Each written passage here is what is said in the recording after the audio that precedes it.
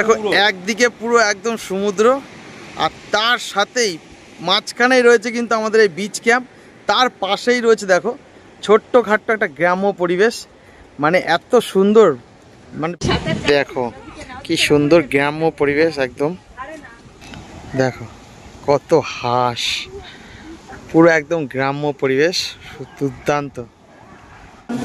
তো দেখো দুপুরের লাঞ্চে আমরা বসে পড়েছি, তো ভালো লাগছে, না জানি খেতে কত সুন্দর হবে।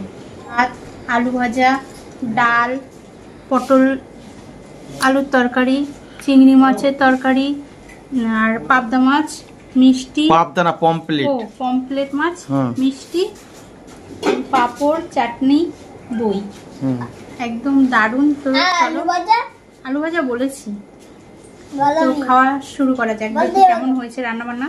তো ডাল দিয়ে আলু ভাজা দিয়ে খাবো, ডালটা নিয়ে নিচ্ছি।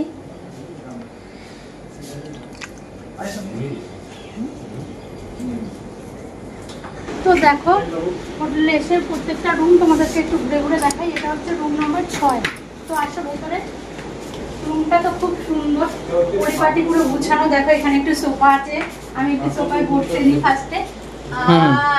দেখো পুরো 1.5 হাত ঢুকে গেলাম, এত সুন্দর সোফা, দারুণ হয়েছে সোফাটা তো সেই।